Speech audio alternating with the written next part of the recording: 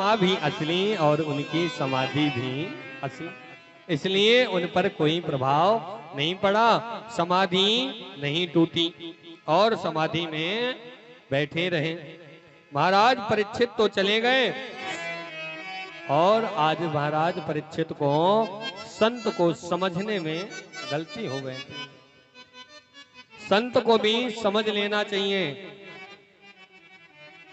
मैया सीता ने नकली संत को असली समझ लिया तो भी व्यथा हो, और आज इन्होंने राजा परीक्षित ने असली को नकली समझ लिया तो भी बड़ी विडंबना। इसलिए भैया संतों को बहुत सोच समझ के परख के ही अपने घर में स्थान देना चाहिए। कहीं असली को नकली समझ बैठे और नकली को असली समझ बैठे, इसलिए भली भांति परीक्षित कर लेना चाहिए। अब महाराज परीक्षित तो चले गए, लेकिन संत को ना समझने का परिणाम बहुत भयानक हुआ, और जैसे ही इनके बेटे को पता चला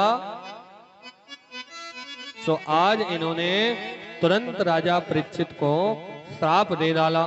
जाओ राजा, मैं तुम्हें श्राप देता हूं, जो सर्प तुमने मेरे पिता के गले में लपेटा है वही सर्प 7वें दिन तुम्हें तक्षक बन के डसेगा और उसी से तुम्हारी मृत्यु होगी।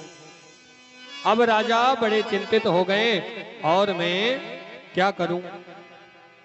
7 दिन में मेरी मृत्यु निश्चित हो गई है। लेकिन माताओं सुनो, 7 दिन में सबकी मृत्यु होना है। बोलो 8वां दिन किसके लिए बना है? बनाए क्या किसी के लिए? तो राजा परीक्षित को भी 7 दिन में मृत्यु का श्राप लगा है, लेकिन राजा परीक्षित को निश्चित हो गया कि इन्हीं 7 दिनों में जाना है।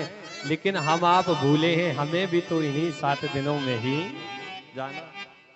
8वां दिन किसी के लिए नहीं बना है, इसीलिए तैयारी हमेशा करते चलो। अब राजा सोच रहे हैं कि समय बहुत कम है, क्या उपाय करूं जिससे मेरी मुक्ति हो जाए। सो जगह जगह भटक रहे हैं, खूब संतों का सानिध्य प्राप्त कर रहे हैं, लेकिन अभी कोई संत, सच्चा संत नहीं मिला। आज भ्रमण करते हुए राजा को श्री सुखदेव जी महाराज का साक्षात्कार हो गया। बोलिए श्री सुखदेव जी महाराज की। राजा परीक्षित चरणों में गिर पड़े। जय हो संत भगवान, मैं आपकी ही प्रतीक्षा कब से कर रहा था, कब से आपको ही ढूंढ रहा था। कोई संत मेरे जीवन में जुड़ जाए तो मुझे मुक्ति मिल जाए। मुझे 7 दिन में मृत्यु का श्राप लगा हुआ है, कोई उपाय करके बताइए।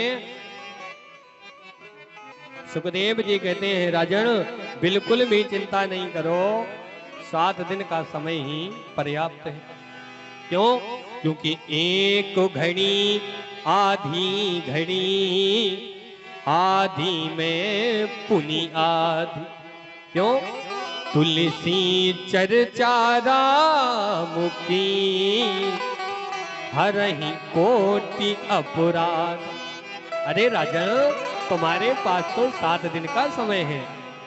इधर तो यदि कोई भगवान का एक बार भी नाम ले ले तब भी कल्याण हो जाता है। आपके लिए कोई समय की कमी नहीं है। और आज सुखदेव जी महाराज राजा परीक्षित को साप्ताहिक विधि से श्रीमद् भागवत कथा का पान कराते हैं। और भागवत जी में वर्णन आता है कि जैसे ही 7वां दिन पूरा हुआ, तक्षक नाग बाद में आया।